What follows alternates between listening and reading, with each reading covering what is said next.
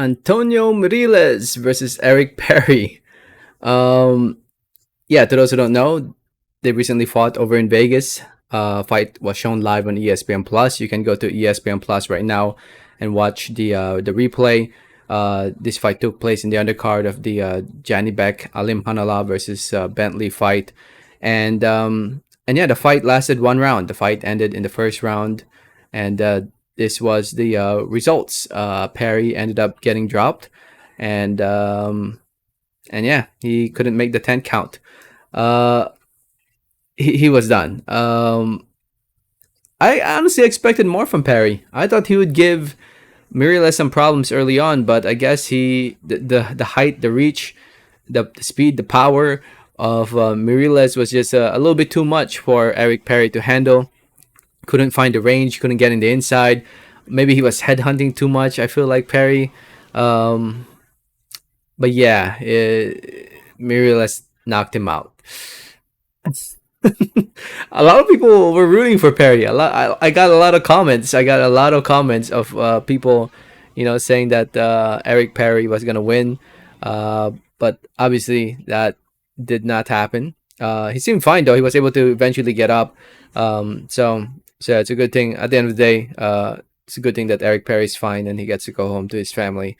And but yeah, Mireles, definitely a heavyweight to keep an eye on. A rising prospect from the USA, from Iowa.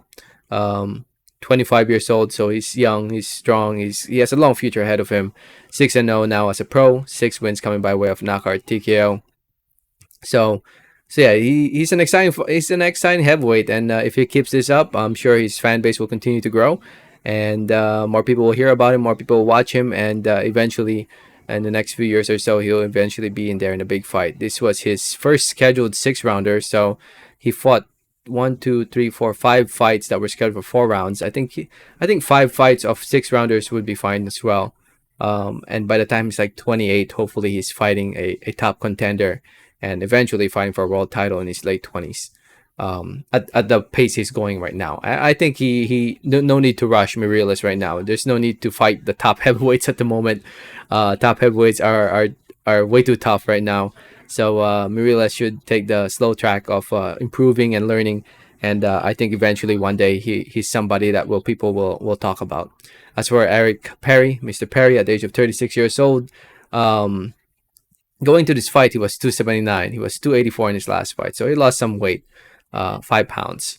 Um, but yeah, I'm sure he had a lot of confidence going to this fight because of his 5 wins and 5 knockouts. But I guess this is an example that there are levels to the sport. That Mireles is levels ahead compared to the opponents that Perry has fought in his career. Um, and again, I felt like maybe Perry was headhunting a little bit. I feel like yeah, he struggled to get in the inside there. But then again, we'll see what happens for Mr. Perry.